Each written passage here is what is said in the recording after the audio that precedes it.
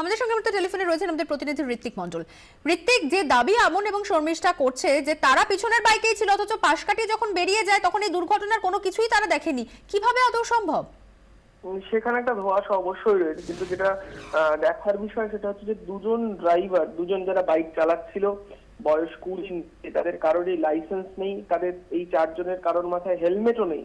এমনকি খুব আশ্চর্যজনক ভাবে এই দুটি বাইক কিন্তু এই দুজনেরও নয়, তারা বন্ধুদের কাছ থেকে বাইক নিয়ে বেরিয়েছিল।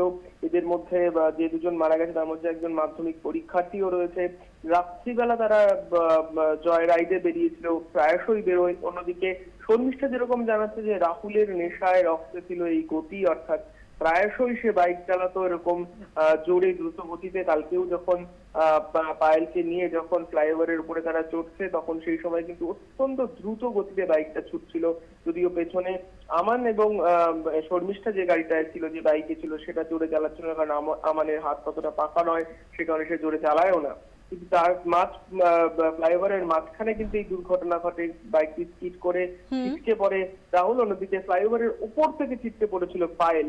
যদিও তারপরেই কিন্তু বাইক নিয়ে এই দুজন গিয়েছিল বাইক সবার, তারা কিন্তু সেদিকে নজরই করেনি, খেয়ালই করেনি। কিন্তু সেখানেও একটা ধোঁয়াশা রয়েছে, পরে সেসব কিছু পুলিশ জিজ্ঞাসাবাদ করছে তাদেরকে। ধন্যবাদ ঋত্বিক।